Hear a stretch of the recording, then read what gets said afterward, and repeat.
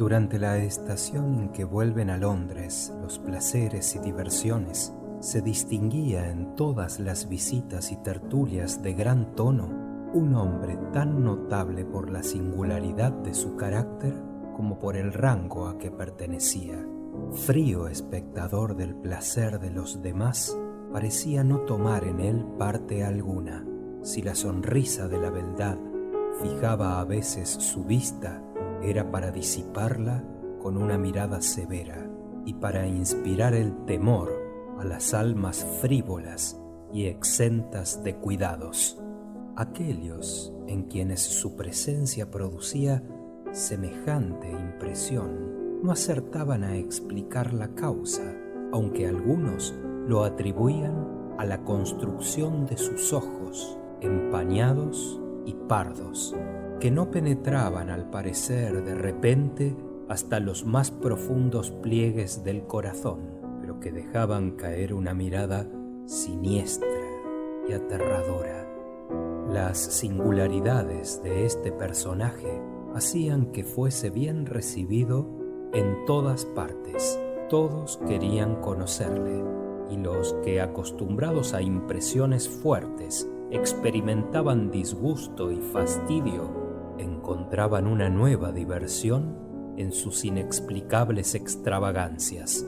Aunque eran regularmente agradables los rasgos de su fisonomía, era cadavérico su aspecto, y jamás se animaba su cutis con el rubor de la modestia o con la emoción de un afecto vivaz.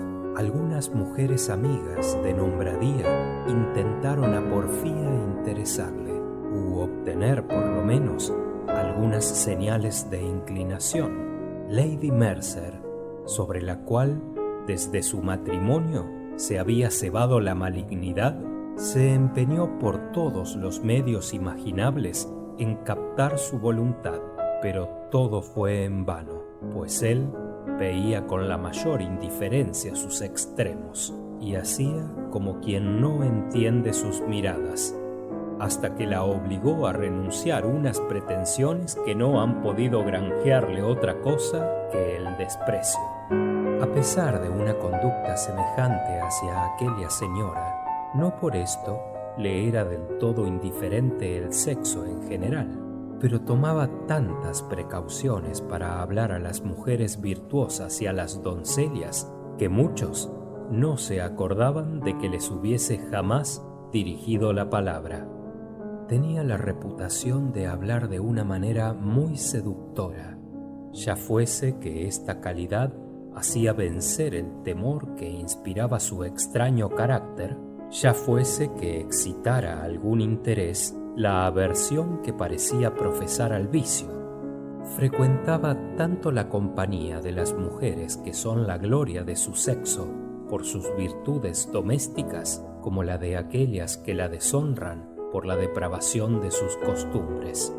Llegó a Londres a la sazón un joven llamado Aubrey, cuyos padres habían fallecido dejándole muy niño y heredero a iguales partes con su hermana de una fortuna considerable. Creyendo sus tutores que su deber se reducía a conservarle los bienes, descuidaron la parte más importante de sus atribuciones y abandonaron a manos mercenarias la educación de su pupilo. Entregado muy temprano a sus propios caprichos, no había cultivado su imaginación, ni menos su juicio, pero poseía, en cambio, en el más alto grado, el sentimiento caballeresco del honor y la franqueza, del cual abusa la maldad tan a menudo. Creía que en el mundo todo estaba en armonía con la virtud, y que si por los inescrutables designios de la providencia se halla alguna mezcla de vicio, era solamente para producir un efecto más pintoresco, tal como lo vemos en las novelas. En su concepto, la miseria de los habitantes del campo consistía en tener que vestir paños groseros, pero que estos vestidos les libraban de la injuria de las estaciones, tanto como los que usan los moradores de la ciudad. ¿Y qué partido no sabe sacar un pintor de sus pliegues irregulares y de la variedad de sus partes? En una palabra, tomaba los sueños de los poetas como realidades de la vida. Libre, rico y bien parecido como era Aubrey, no podía presentarse en una sociedad sin que las madres le rodeasen y pusiesen en acción todas las astucias acostumbradas para prevenirle en favor de sus protegidas. Cuando se acercaba a las jóvenes, éstas se componían y aplaudían con sus miradas cualquier palabra que salía de su boca. ¿Faltaba algo para darle un alto concepto de su propio mérito? Aficionado como era a las novelas, en que empleaba sus horas solitarias, sorprendióse en extremo al ver que nada había de verdad en los hermosos cuadros y seductoras descripciones de los libros que formaban sus delicias. Desquitado algún tanto, sin embargo, de la pérdida de sus ilusiones por los elogios que se prodigaban a su vanidad, estaba ya para renunciar a sus manías cuando conoció al personaje extraordinario que se ha descrito en el principio. Quiso Aubrey estudiar su carácter, pero ¿cómo penetrar en lo interior de un hombre concentrado en sí mismo, que no daba otra señal de sus relaciones con los objetos que le rodeaban, sino un tácito consentimiento de su existencia y una constante precaución de evitar con ellos todo roce? En la imposibilidad de juzgarle, su imaginación se lo presentaba bajo un aspecto que halagaba su inclinación a las ideas extravagantes, y sustituyendo desde luego al personaje que tenía a la vista el fantasma que acababa de crear su fantasía, se lo figuró como un héroe de novela. Trabó pues conocimientos con Lord Ruthven, le colmó de atenciones y en poco tiempo hizo bastantes progresos en esta relación para lograr en su trato alguna distinción entre los demás. Supo Aubrey que los intereses de Ruthven estaban algo embrollados, y por los preparativos de marcha que vio en su casa, vino en conocimiento de que se disponía a un viaje. Con el deseo de profundizar un carácter que hasta entonces no había hecho más que llamar su curiosidad, Aubrey persuadió a sus tutores que había llegado el tiempo de efectuar el viaje que desde algunos años se mira como cosa necesaria a los jóvenes para hacerles capaces de adelantar con rapidez en la carrera del vicio. En efecto, examinémosles después de su regreso, y les veremos hombres cabales. Ya no se les permite parecer novicios y ruborizarse al escuchar la relación de esas escandalosas lamias con las cuales, en caso necesario, saben los disolutos dar cebo a su vanidad, o hacer de ellas, por lo menos, un asunto de risa. Lograda su pretensión, Aubrey comunicó inmediatamente su proyecto a Lord Ruthven y quedó sorprendido al ver que le proponía hacer el viaje en su compañía. Lisonjeado por esta señal de estimación de parte de un personaje que al parecer nada tenía de común con los demás hombres, aceptó con entusiasmo su ofrecimiento, y al cabo de pocos días habían ya atravesado los mares que les separaban del continente.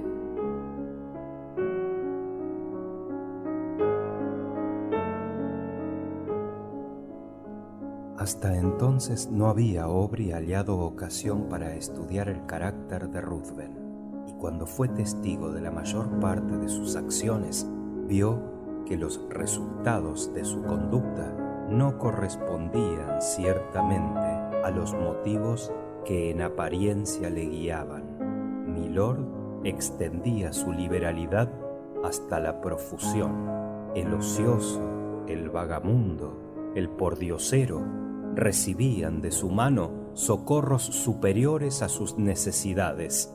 El virtuoso, reducido por la desgracia a la indigencia, no encontraba, por el contrario, auxilio alguno. Ante bien, era arrojado de su puerta con señales de desprecio y de dureza. Si un mendigo disipado venía a pedirle algo, no para acudir a sus urgencias, sino para satisfacer a sus placeres y a su disolución, tenía por seguro obtener una limosna.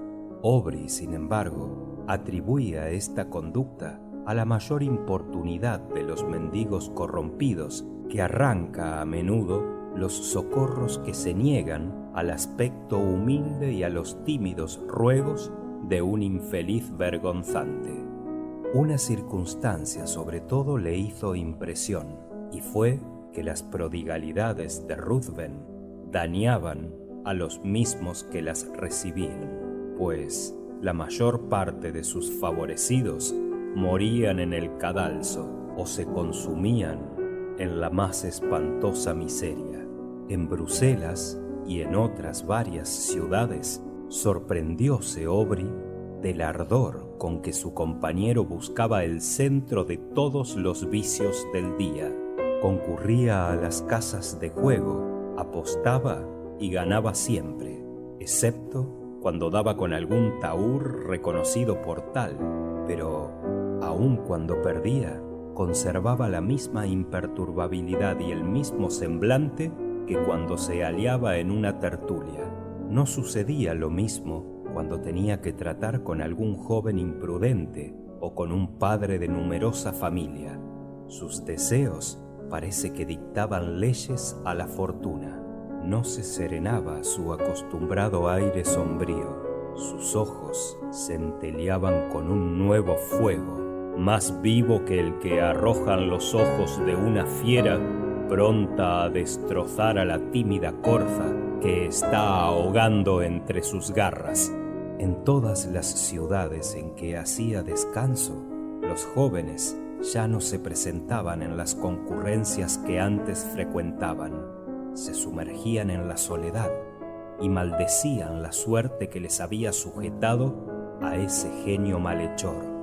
Los padres habían perdido hasta el último maravedí de su fortuna y, penetrados de dolor y de tristes memorias, rodeados de las miradas suplicantes de sus hambrientos hijos, no podían proporcionarse medios de satisfacer las necesidades del momento.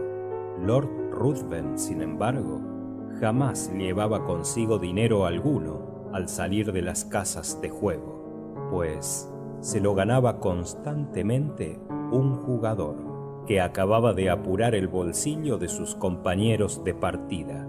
Este proceder suponía un cierto grado de astucia, la cual no era capaz, sin embargo, de competir con la de los más hábiles tahúres. Aubrey había intentado muchas veces hablar a su amigo, exhortándole a renunciar unos hábitos que tan funestas consecuencias producían sin ofrecerle la menor indemnización, pero lo iba dilatando de día en día con la esperanza de hallar un momento favorable para hablarle con franqueza. Este momento nunca llegaba y Ruthven seguía como siempre. Su aspecto no convidaba a la confianza. Ya estuviese en el coche medio echado, ya siguiéndole a pie contemplase las perspectivas halagüeñas o selváticas que ofrecía la naturaleza en el camino, sus ojos hablaban menos aún que su boca. En vano Aubrey acechaba el momento de la explicación. Nada podía interrumpir la impasibilidad de este hombre misterioso, que su imaginación empezaba a presentarle como un ser sobrenatural.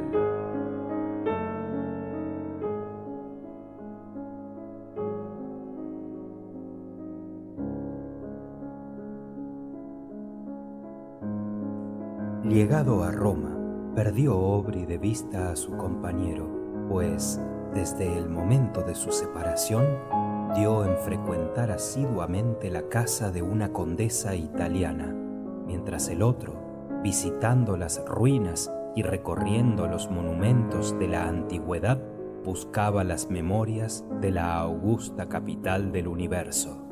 Aguardaba cartas de Londres y las recibió por fin. La primera que abrió era de su hermana y las demás de sus tutores.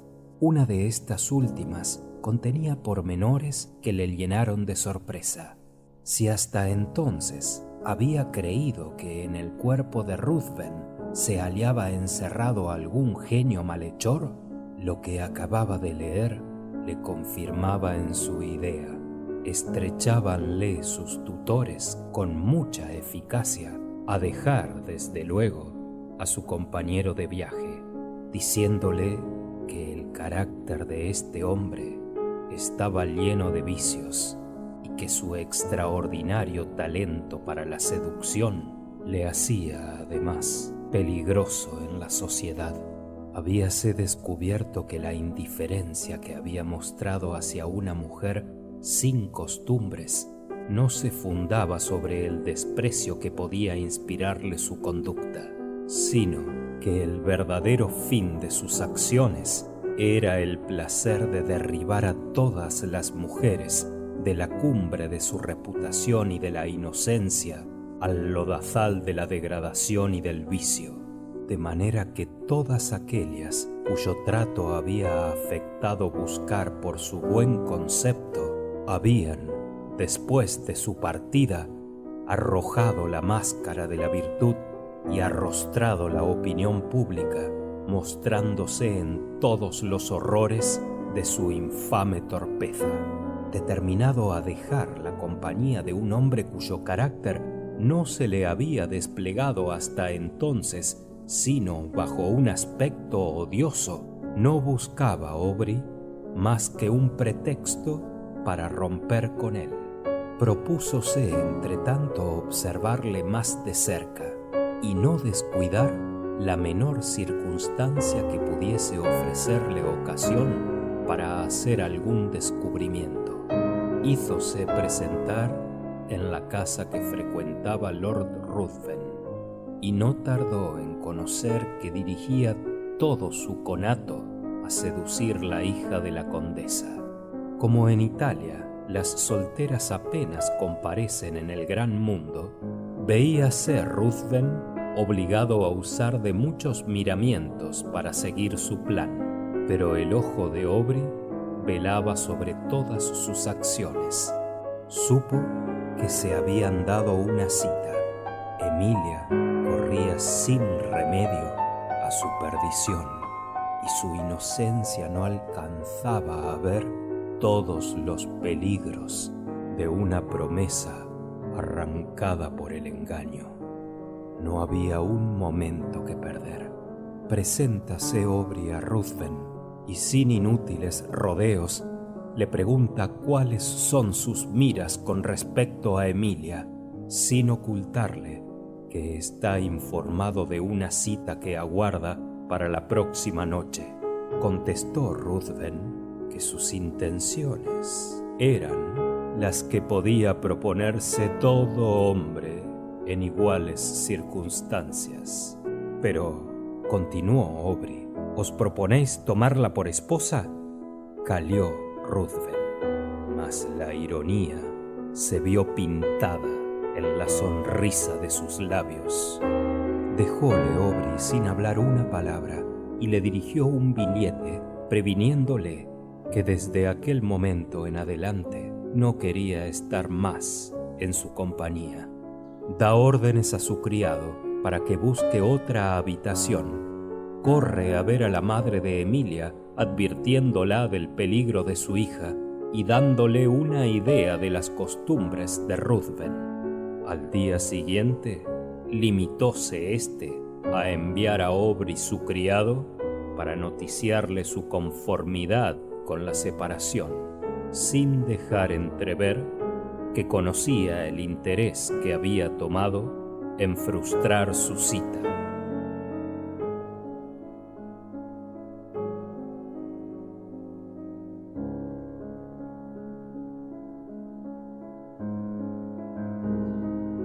Al salir de Roma, dirigióse Aubrey a Grecia y después de haber recorrido la península, llegó luego a Atenas, donde se hospedó en la casa de un griego. Se complacía allí en buscar los recuerdos de una antigua gloria en aquellos monumentos que, avergonzados de señalar el imperio de las artes y del poder sobre un país reducido a la ignorancia y a la servidumbre, parecen querer huir a los ojos del viajero, escondiéndose debajo de la tierra. En la casa que habitaba había una joven de una belleza extraordinaria. Ya fuese que Yanta travesease por la llanura o corriese por los montes, la gacela no podía disputarle el premio de la belleza.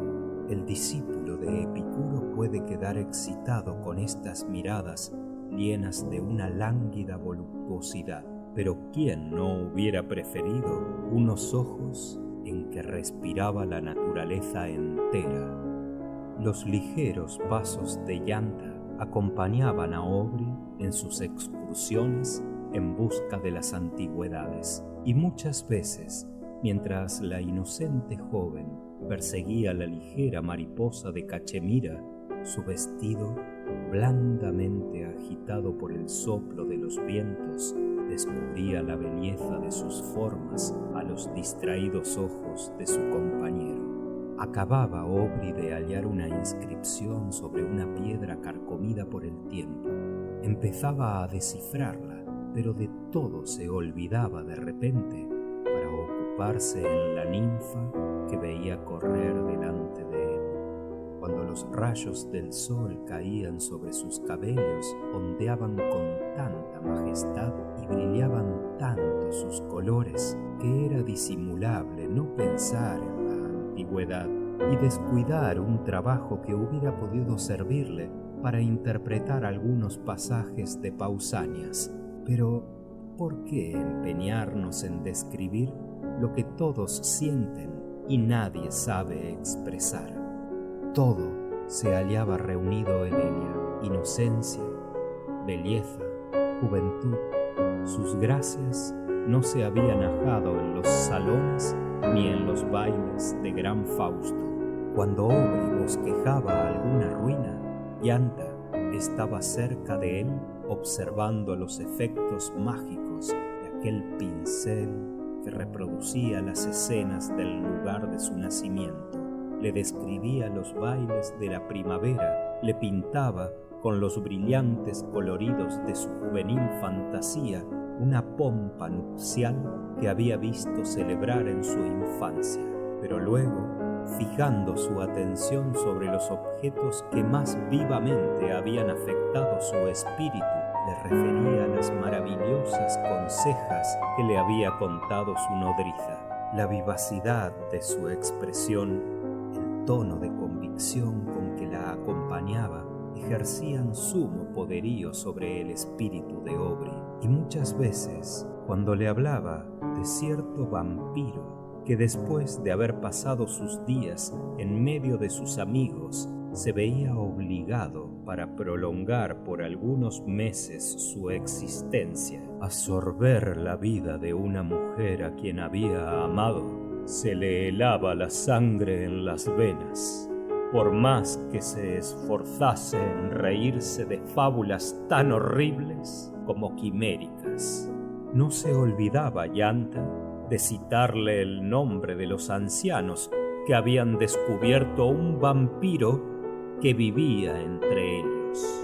Después de haber observado las señales de la rabia de este monstruo sobre sus parientes y sus hijos, al ver que insistía en su incredulidad, le suplicaba que le creyese, porque decía que los que más han dudado de la existencia de los vampiros han tenido pruebas tan convincentes y personales que se han visto forzados a mudar de opinión.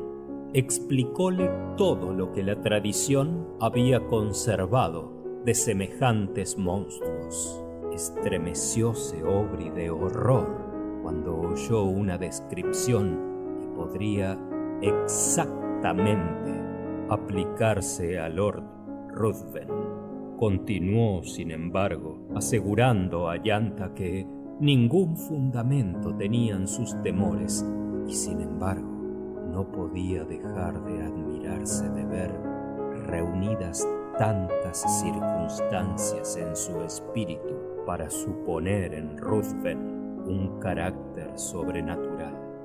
Aficionábase Aubrey a Yanta cada día más. Su corazón se embebecía en la inocencia que tanto contrastaba con la afectación de las mujeres que hasta entonces había frecuentado, procurando realizar sus romancescas ideas. Pero un joven educado según las costumbres de Inglaterra uniría su suerte a una griega sin educación. Parecíale ridícula esta idea y calmaba por esto su agitación. Quería algunas veces separarse de Elia y, formando el plan de alguna salida en busca de las antigüedades, había resuelto no volver a Atenas hasta después de terminados sus trabajos. Pero ¿cómo fijar su atención en las ruinas mientras conservaba en su espíritu una imagen a la cual parecía pertenecer exclusivamente el derecho de ocuparlo? Encontraba Aubrey todavía en Elia aquella naturalidad infantil que le había encantado en su primer encuentro. Sentía Elia en el alma el momento en que Aubrey la dejaba para ir en busca de fragmentos que había el tiempo respetado o para bosquejar ruinas, pero era solamente porque nadie podía acompañarlo a los lugares que prefería en sus paseos. Para vencer la incredulidad de Aubrey, había invocado el testimonio de sus padres, los cuales respondieron de la autenticidad de sus relaciones. Algunos conocidos que se hallaban entonces presentes corroboraron el hecho, y todos se cubrían de palidez al oír hablar del vampiro. Algún tiempo después, determinó Aubrey verificar una de las proyectadas excursiones, la cual debía retenerle muchos días lejos de la casa.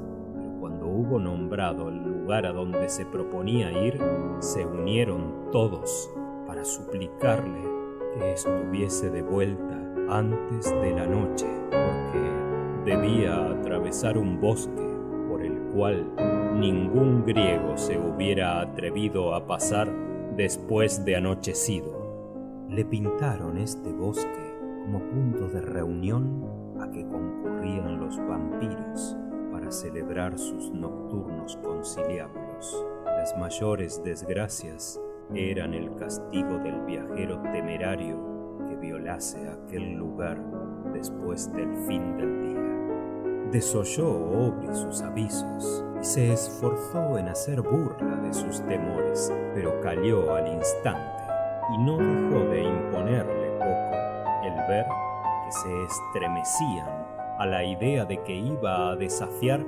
tan sin reflexión a un poder infernal y terrible cuyo nombre solo le celaba de espanto. El día siguiente, en el momento de partir, sorprendióse del aire melancólico impreso en el rostro de su huésped. ¿Cómo podía haber inspirado tanto horror lo que había dicho para ridiculizar la credulidad de los griegos? Inquieto con esta idea, vio que Yanta se le acercaba, suplicándole que volviese antes que la noche hubiese dado a los seres maléficos la facultad de ejercer su furibundo ministerio. Prometió que así lo haría, pero fueron tan largas sus tareas y ocuparon tan de lleno su espíritu que ni siquiera advirtió que el día iba a concluir y que asomaba en el horizonte una de aquellas nubes que en los climas muy ardientes se convierten con rapidez en masas terribles y producen horrorosos estragos en todo el ámbito que abrazan. Se apresuró a montar a caballo, decidido a compensar el tiempo perdido, pero era tarde ya. Apenas hay crepúsculo en los países meridionales, de manera que empieza la noche luego que el sol desaparece. Poco camino había andado Aubrey cuando la tempestad se había apoderado de la atmósfera. Los truenos eran tan frecuentes que, repetidos por el eco, formaban un rumor no interrumpido. Una fuerte lluvia le obligó a buscar un abrigo debajo de los árboles, en tanto que los relámpagos parecían salir del suelo que pisaba. Espantóse el caballo y llevó a su jinete al través de los giros de aquella selva, hasta que, postrado de fatiga, se paró de repente, y al resplandor de los relámpagos reconoce Aubrey que se halla cerca de una cabaña, cuyo techo, cubierto de rastrojos, se eleva sobre un montón de hojas secas y malezas que la rodean. Apéase y se acerca a ella con la esperanza de hallar alguno que pudiese servirle de guía para regresar a la ciudad, o darle a lo menos un asilo contra el furor de la tormenta. Los truenos, que habían cesado en aquel momento, le permitieron oír los gritos de una mujer que alternaban con unas mal reprimidas carcajadas de una risa insultante. Sobrecogido de terror, pero nuevamente hostigado por el ruido de los truenos que volvían a sonar sobre su cabeza, hace un esfuerzo para abrir la puerta de la cabaña y se encuentra en medio de la más profunda oscuridad. Sin embargo, le guiaron los gritos que había percibido. Sin duda, no observaron su llegada, y habiendo llamado en alta voz, continuaban siempre los mismos clamores, como si nadie oyese sus palabras. Introdújose poco a poco con las manos delante. Tropezó con un cuerpo que al parecer era de hombre y le agarró fuertemente. «¿Seré burlado otra vez?», clamó una voz a la cual sucedió una carcajada. Hallábase Aubrey arrastrado por una fuerza que le parece sobrehumana. Determinado a vender cara su vida, intenta sacar la espada, pero todo en vano. Le echan por tierra y la cabaña resuena de aullidos.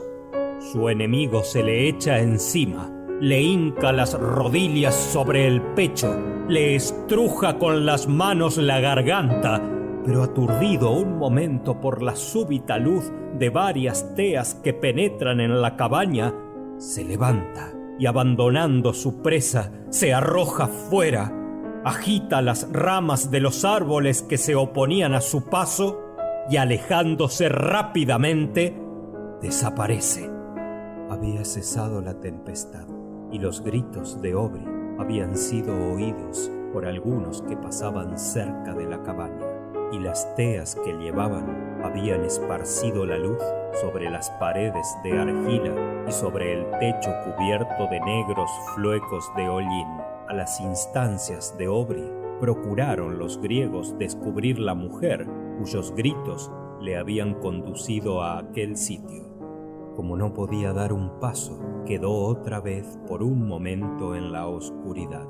Pero ¿quién puede pintar su horror cuando, a la luz de las teas que vuelven a aparecer, reconoce las facciones de llanta en el cadáver que conducen los griegos a sus brazos? Cierra los ojos para desvanecer lo que está mirando, como una visión producida por el desarreglo de su fantasía. Pero al abrirlos, de nuevo encuentra a su lado el mismo cadáver.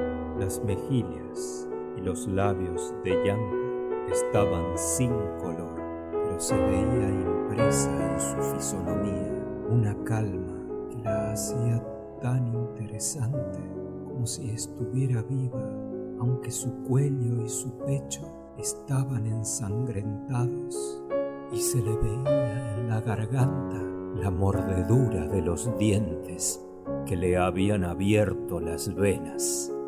A este espectáculo exclamaron todos con un movimiento simultáneo de horror: «¡Pereció víctima de un vampiro!». Construyen de repente unas andas de troncos y ramas, donde colocan a Aubrey al lado del cuerpo de aquella que el día anterior era el objeto de sus amores. Visiones brillantes y fantásticas que desaparecieron como la flor de la vida de Yanta. Ya no era Aubrey dueño de sus pensamientos, pues se había embotado su espíritu y parecía esquivar toda reflexión. Ni siquiera había advertido que tenía en su mano un puñal de una forma particular que se había encontrado en la cabaña. Después de haber andado por algún tiempo, vieron a varias personas enviadas por la madre de Yanta para indagar su paradero, luego que había echado de menos su presencia. Al acercarse a la ciudad, los gritos lamentables de toda la comitiva hicieron temer a los padres alguna horrible catástrofe. ¿Quién pudiera pintar su desesperación cuando vieron el cadáver del fruto de su amor? Pero cuando hubieron adquirido la certeza de la causa de su muerte, miraban alternativamente a Yanta y a Aubrey, y fue tan penetrante su dolor que no pudieron sobrevivir a él. Apenas Aubrey estuvo tendido sobre su lecho, le atacó una fiebre violenta con intervalos de delirio, en los cuales llamaba ora a Yanta, ora a Lord Ruthven. Por un incomprensible encadenamiento de ideas, suplicaba al parecer a su antiguo compañero de viaje que perdonase el objeto de su amor. Otras veces llamaba sobre su cabeza la maldición del cielo, acusándole de la muerte de Yanta. A la sazón llegó Lord Ruthven a Atenas y por motivos desconocidos todavía fue a hospedarse a la casa que habitaba Aubrey. Luego que oyó hablar de su situación, le prodigó los más asiduos cuidados, pero al salir de su delirio, estremecióse Aubrey al ver a su lado a un hombre cuya memoria se confundió en su espíritu con las más extrañas ideas del vampirismo. A pesar de esto, la dulzura con que se expresaba el Lord, el arrepentimiento que manifestaba por la falta que había dado motivo a su separación y sobre todo el esmero e interés de que había dado pruebas durante su enfermedad, pronto contribuyeron a hacerle soportable su presencia. Ruthven, a la verdad, parecía enteramente mudado. No era ya aquel ser apático cuya vista había causado tanta admiración a Aubrey. Pero apenas convaleció el enfermo, el espíritu del Lord volvió de nuevo a su mismo estado y ninguna diferencia encontró en él su compañero.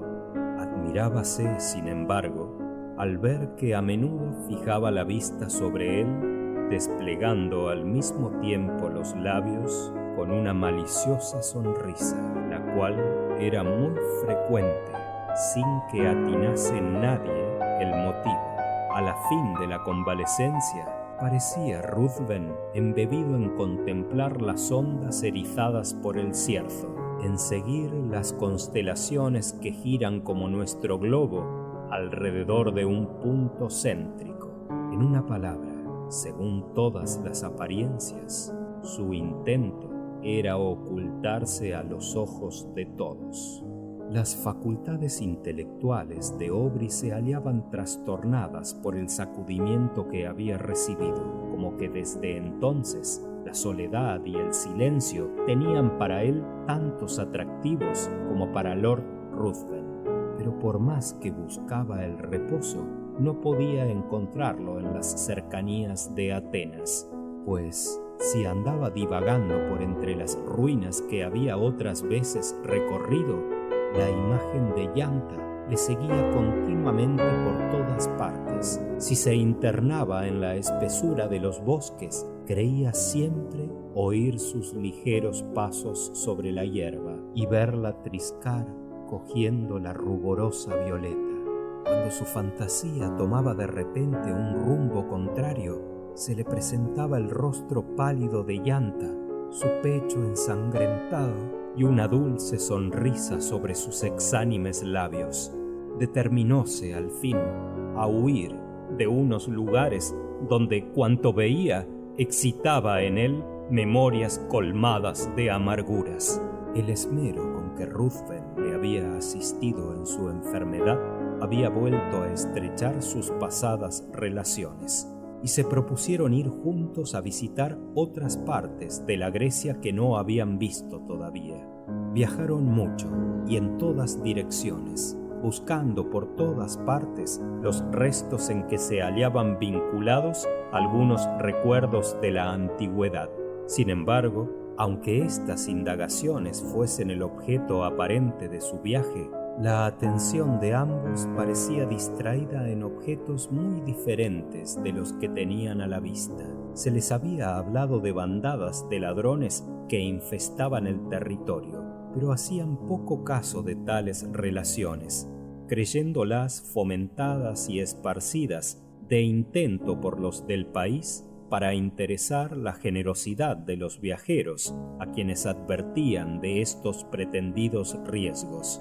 Habiendo así despreciado las prevenciones de los habitantes, salieron un día acompañados solamente por algunas personas destinadas para servirles de guía más bien que de escolta, pero no tardaron en arrepentirse de su negligencia. Acababan de entrar en un angosto desfiladero en cuyo fondo conducía sus aguas un torrente por entre las masas de los peñascos que las tempestades habían desgajado de las montañas vecinas. Oyeron de repente silbar sobre sus cabezas algunas balas y un momento después repitió el eco una descarga de fusilería. Viéronse abandonados por los guías, los cuales, colocándose detrás de los peñascos, se pusieron de observación, dispuestos a hacer fuego hacia el lugar de donde venía el ruido.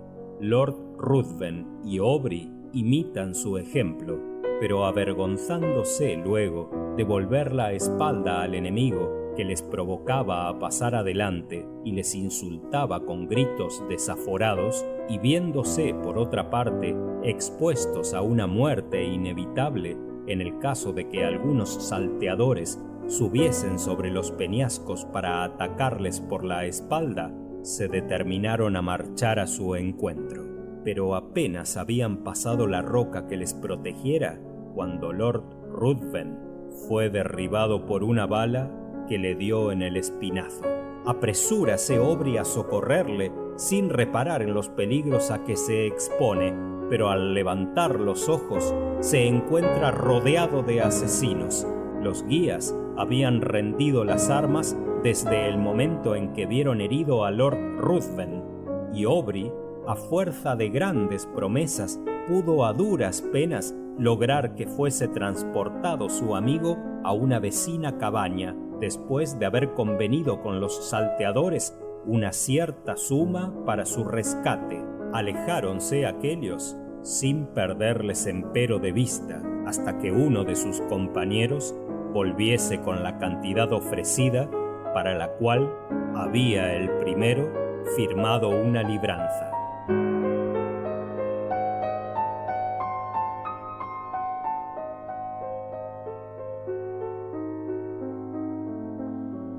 Las fuerzas de Ruthven fueron menguando rápidamente.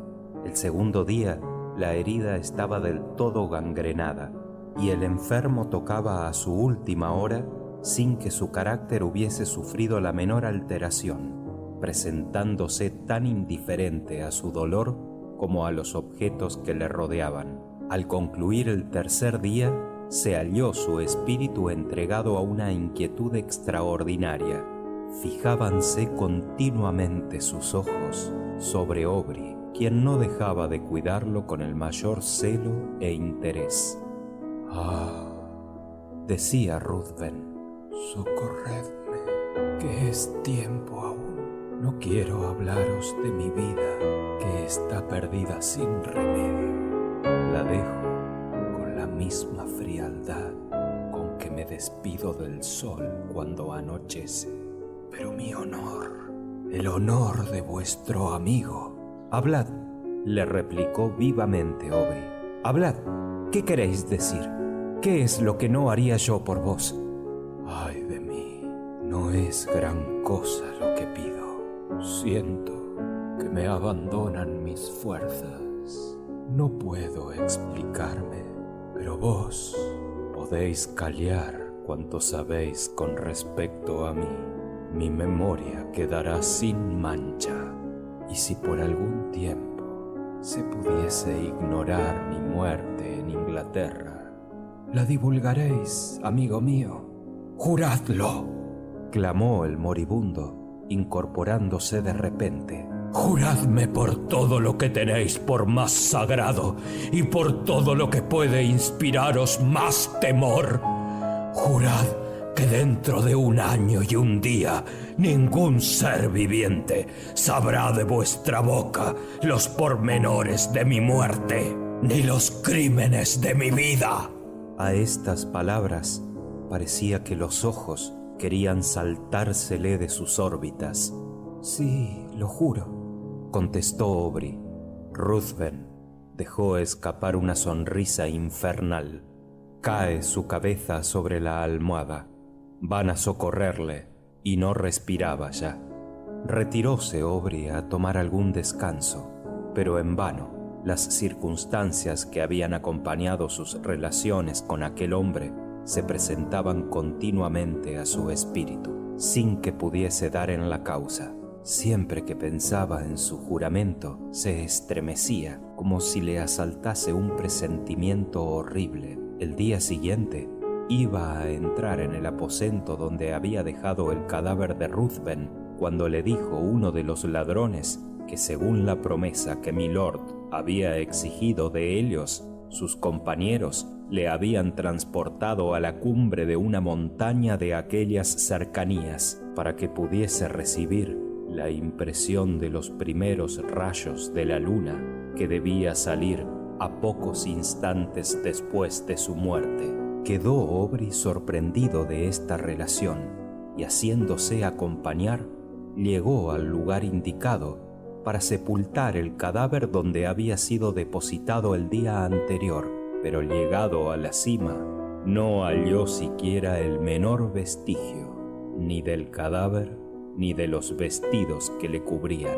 Sin embargo, de que los ladrones insistían en que no se habían equivocado en la designación del lugar, perdíase su espíritu en conjeturas y se alejó por fin, persuadiéndose de que habían enterrado a Lord Ruthven para despojarle de sus vestidos.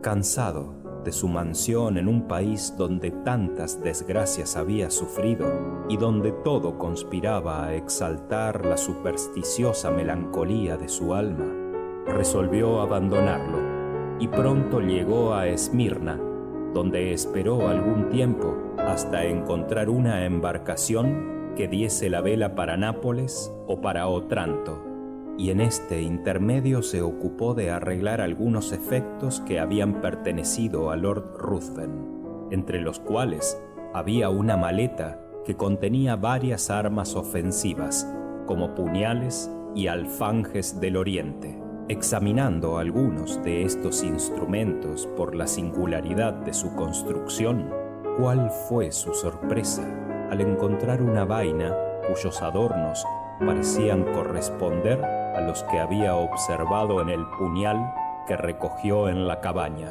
Para salir de esta incertidumbre fue a buscar el puñal que conservaba, y su horror no tuvo límites al ver que se ajustaba exactamente a la vaina.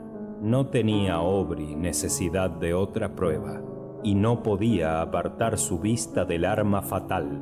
En vano se esforzaba en persuadirse que se engañaba. La forma particular de la hoja Los adornos de la empuñadura que correspondían a los de la vaina no dejaban arbitrio para dudar, tanto más que una y otra estaban manchadas de sangre.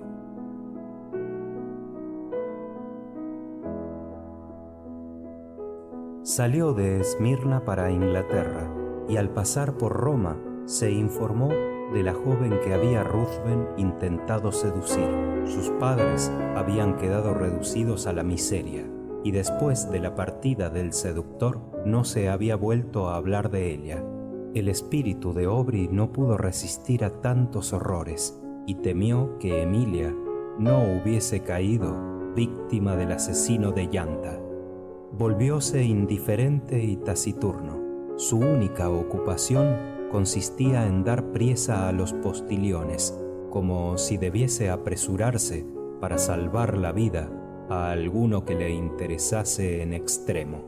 Llegado a Calais, un vientecillo favorable a sus deseos le hace aportar en un momento a las orillas de Inglaterra. Entra en la casa paterna, donde los abrazos de su hermana dieron tregua por algunos instantes a sus dolorosas memorias. Antes de su partida, sus caricias infantiles habían cautivado su afecto, pero ahora que poseía todas las gracias y prendas de su sexo, su compañía era mucho más preciosa para su hermano. Miss Aubrey carecía del exterior que seduce y se atrae los aplausos y las miradas en las concurrencias. No tenía tampoco aquella viveza que es fruto de un largo trato en la sociedad. Sus ojos azules jamás se animaban con el fuego de una traviesa amabilidad, pero respiraban un encanto melancólico que no parecía consecuencia de la desgracia, sino del sentimiento profundo de un alma que piensa en otra vida mejor. Su andar no era la ligera corrida de una ninfa que se pierde persiguiendo una mariposa u otro objeto que la atrae por sus brillantes colores. Antes bien, era lento y reflexivo. Cuando se hallaba sola, su rostro no brillaba jamás con la sonrisa de la alegría, pero cuando su hermano le expresaba su cariño y procuraba olvidar en su presencia los males que le habían arrebatado el reposo, ¿quién no hubiera preferido su sonrisa a la de la voluptuosidad? Sus facciones exprimían entonces los sentimientos que eran naturales a su alma. Tenía ya 18 años y aún no se había presentado en la sociedad, pues sus tutores juzgaron conveniente esperar la vuelta de su hermano para que le sirviese de protector. Decidieron que la primera presentación de Aubrey en la corte fijaría la data de su entrada en el mundo. Hubiera Aubrey deseado permanecer en su casa para entregarse exclusivamente a la melancolía que le dominaba. Su espíritu no se complacía en las frivolidades de la moda, después de los tormentos que le habían causado los sucesos de que había sido actor o testigo, pero había determinado sacrificar sus inclinaciones al interés de su hermana. Llegaron, pues, juntos a Londres y se prepararon a comparecer en la reunión que estaba aplazada para el día siguiente. Fue numerosísima la concurrencia, pues que desde mucho tiempo no se había recibido en la corte, y todos los que deseaban gozar de la augusta presencia del soberano acudían a la función. Retirado en cuanto le fue posible del bullicio, sin cuidar de lo que pasaba ante sus ojos, Aubrey se estremeció con una horrible memoria, pues aquel era el mismo lugar en que había visto a Lord Ruthven por primera vez. Abstraído por estas ideas, siéntese de repente agarrado del brazo con violencia y reconoce luego una voz que le dice al oído: «Acuérdate de tu juramento». No se atreve a volver el rostro, temiendo ver un aspecto que le hubiera anonadado, pero un instante después repara la misma fisonomía que había fijado su atención en los primeros tiempos de su mansión en Londres y la considera hasta que los miembros no pueden sostener el peso de su cuerpo. Obligado a apoyarse en el brazo de un amigo para atravesar el tropel, llega a su coche y se hace conducir a casa. Pasea precipitado, apoya la frente en sus manos, como si temiese que se le escapasen nuevos pensamientos. Acababa de encontrar a Lord Ruthven. ¡Qué reunión de circunstancias inexplicables! El puñal, el juramento exigido, con que había resucitado. ¿Cómo era posible? ¿Acaso no era más que una imagen que le había ofrecido su imaginación exaltada sin cesar? Decidióse por fin a volver a la concurrencia, pero a pesar del deseo que tenía de informarse acerca de Lord Ruthven, este nombre expiraba siempre en sus labios y no podía jamás preguntar sobre el objeto de su curiosidad. Una noche, saliendo para acompañar a su hermana a casa de un pariente cercano, la confió a una dama y se retiró para dar libre curso a sus tristes pensamientos, hasta que, observando que los concurrentes principiaban a retirarse, volvió a entrar en el salón y halló a su hermana rodeada de varias personas, cuya conversación parecía algún tanto animada. Tenía a su lado un caballero que se apartó para hacerle lugar y que al volverse le mostró las facciones que tanto horror le causaban. Coge entonces con transporte el brazo de su hermana y la arrastra precipitadamente hasta el coche. La puerta de la casa se hallaba obstruida por criados que aguardaban a sus amos, y al pasar por entre ellos se escuchó de nuevo la voz terrible que le dijo al oído: «Acuérdate de tu juramento». No se atrevió a volver la cabeza y, abriéndose paso, sacó a su hermana y la condujo a su casa. La desesperación de Aubrey rayó luego en locura. Largo tiempo hacía que su imaginación se cebaba en una sola idea, pero cuán temible debía hacérsele en la actualidad que estaba persuadido de la resurrección del vampiro. Los cuidados de su hermana llegaron a serle indiferentes. En vano ésta le pedía a menudo la explicación de tan extraña conducta. Respondía solo con monosílabos, y aún estos le estremecían, pues cuanto más reflexionaba sobre su situación, más y más se exaltaba su espíritu, horrorizándose al pensar en el juramento que había prestado.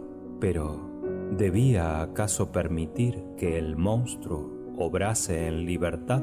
¿Debía dejarle que llevase la muerte a cuanto tenía de más apreciable sin oponerse a su furor? ¿Quién le respondería de que su hermana no fuese muy pronto su víctima? Suponiendo que tuviese valor para violar su juramento y confiara a alguno sus sospechas, ¿quién daría crédito a su relación? Creyó que lo mejor sería librar al mundo con sus propias manos de aquel ser maléfico. Pero, ¿qué lograba con su muerte? ¿No había otra vez escapado de sus garras? Estos pensamientos le agitaron durante algunos días. No salió de su casa, a nadie vio, y no hubiera tomado alimento, a no ser por los ruegos de su hermana, que con las lágrimas en los ojos le conjuraba a prolongar su vida por ella, hasta que al fin, no pudiendo sufrir la soledad y el silencio, salió de casa e iba divagando de calle en calle para librarse de aquella imagen horrible que por todas partes le perseguía. Su vestido era poco aseado, se veía a menudo expuesto al ardor del sol y al sereno de las veladas. Al principio iba a dormir en su casa, pero después pasaba la noche indiferentemente en cualquier paraje, pues la postración de sus fuerzas le obligaba a descansar. Inquieta su hermana por los peligros a los cuales podía exponerse todos los días, le hizo seguir por algunos criados, pero Aubrey sabía burlar su celo y huir de su vigilancia con la rapidez del pensamiento. Su conducta, sin embargo, mudó repentinamente, pues que lleno de la idea de que en su ausencia dejaba expuestos a todos sus amigos a la rabia de un monstruo que no conocían, decidióse a engolfarse de nuevo en el gran mundo para vigilar a Lord Ruthven y, a despique de su juramento, prevenir a los que tuviesen la desgracia de vivir en su intimidad. Pero entrando en los salones, sus ojos se hacían esquivos, se revestía de un cierto aire de preocupación, y su zozobra era tan visible que su hermana se vio obligada a suplicarle que renunciase a la sociedad, pues que tan penosa impresión llegaba a causarle.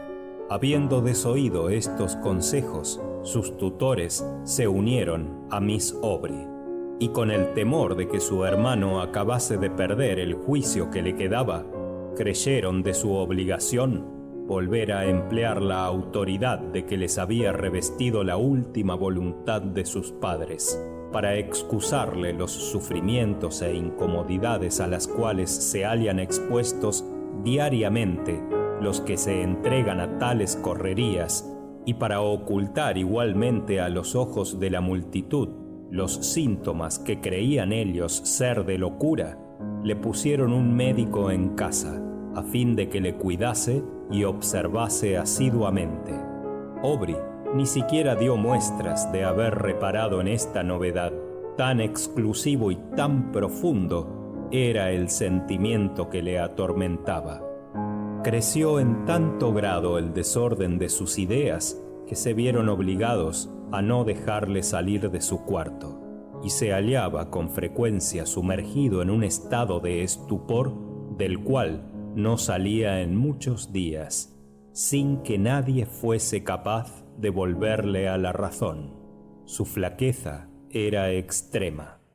Sus ojos brillaban como el cristal, y solo a la vista de su hermana daba algunos indicios de memoria y de sensibilidad. Algunas veces la tomaba con transporte de la mano y, mirándola con un aspecto que estremecía, «Oh», exclamaba, «nunca estés a su lado si me amas. No llegues a tocarle en tu vida». Cuando quería ella saber de quién hablaba, su única respuesta era «Ello es sobrado cierto», y caía de nuevo en un abatimiento del cual no era posible reanimarle. Duró esta situación algunos meses.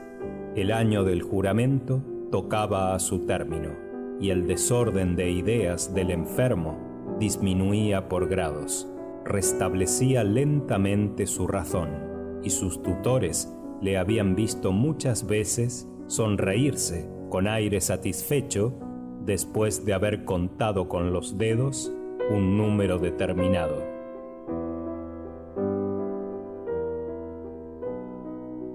El último día de aquel año aciago, habiendo entrado uno de ellos en el aposento, hablaba con el médico sobre la desgracia que retenía a Aubrey en la cama, cabalmente cuando su hermana se hallaba próxima a su colocación. Palabras que excitaron la atención del doliente. ¿Con quién se casa?, preguntó con viveza. Recogieron todos con alegría esta señal del recobro de su razón, y se le nombró el conde de Maradén.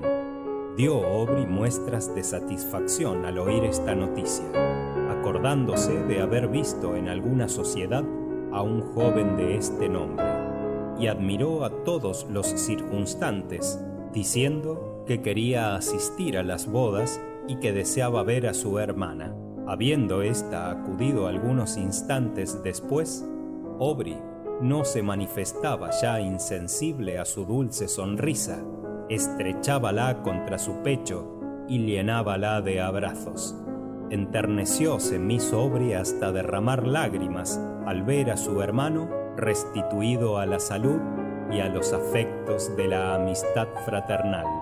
Recobró él su antigua energía para felicitarla por su unión con un hombre distinguido por tantas prendas, pero viendo un medallón pendiente de su cuello, lo tomó con transporte y ¿cuál fue su sorpresa cuando al abrirlo reconoció en el retrato que contenía las facciones del monstruo que habían causado todas sus desgracias?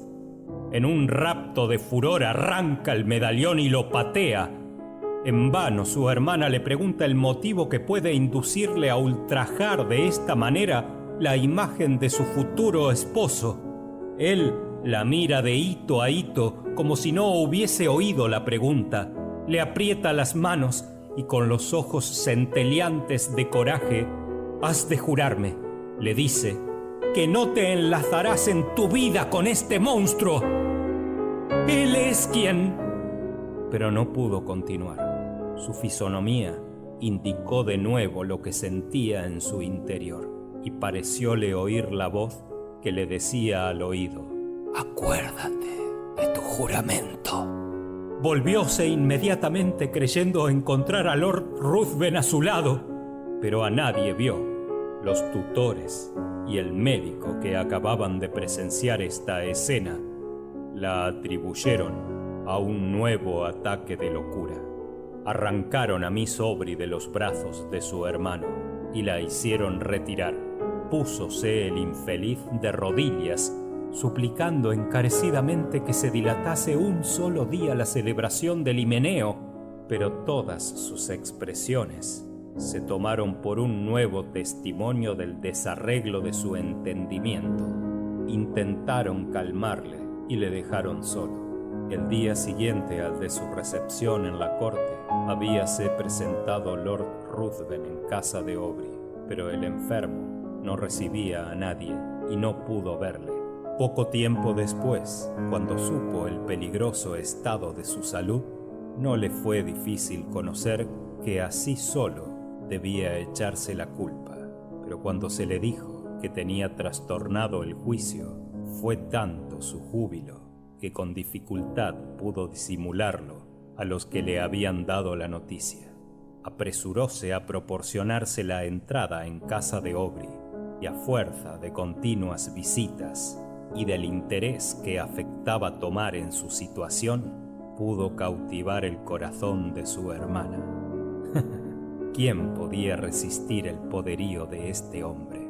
Tenía que contar tantos trabajos y tantos riesgos desconocidos. Pintábase a sí mismo como un ser ajeno de simpatía con todos los habitantes de la tierra, menos con aquella a la cual dirigía su palabra en el momento. Antes de conocerla érale indiferente la existencia, pero desde que había tenido la felicidad de oír su acento encantador, su suerte era digna de envidia. En fin, manejaba con tanta destreza el arte peligroso de la seducción, o tal era acaso la ley irrevocable del destino, que llegó con facilidad a granjearse toda la confianza de Miss Aubrey. La muerte del tronco principal de su familia acababa de transmitirle el título de conde de Maradén, y luego que tuvo el consentimiento de su querida, una importante embajada que había obtenido algún tiempo después le sirvió de pretexto para apresurar la celebración de la boda. A pesar del lamentable estado en que se hallaba su cuñado, y el día siguiente al de la ceremonia debía salir para el continente.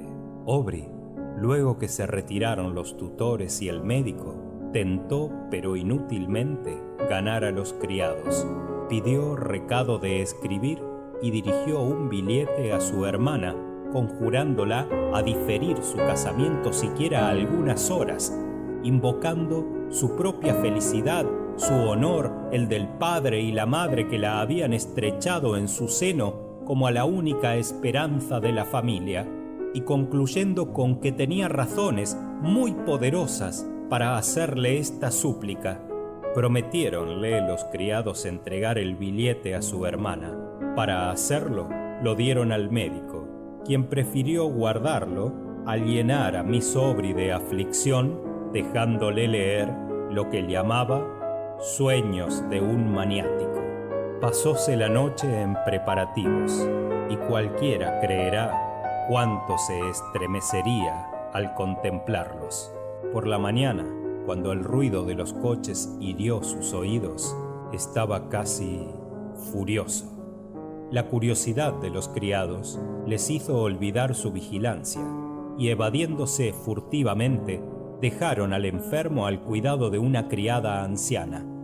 Aprovecha Aubrey de este momento, sale de su cuarto y corre al salón donde estaban todos reunidos para la solemnidad.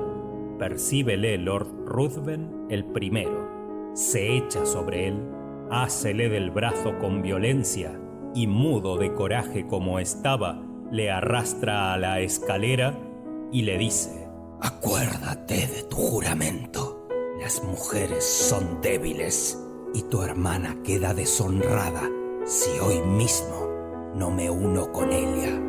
A estas palabras le arroja a los brazos de sus criados, que, advertidos de su falta, habían acudido a buscarle. No podía Aubrey tenerse en pie, y la emoción que acababa de experimentar había determinado la rotura de una arteria. Tendiéronle sobre la cama, sin hablar a su hermana de lo que acababa de suceder, pues no se hallaba en el salón cuando su hermano había comparecido, y el médico temió afligirla con un espectáculo tan doloroso. Celebróse el casamiento, y los dos esposos partieron de Londres. La debilidad de Aubrey creció por momentos. Había perdido tanta sangre que era inminente su muerte. Llamó a sus tutores. Pasada medianoche, les refirió brevemente lo que se acaba de leer y expiró al instante de concluida su relación. Apresuráronse a salvar a Miss Aubrey, pero no era ya tiempo. Lord Ruthven había desaparecido y su desdichada esposa era ya víctima del vampiro.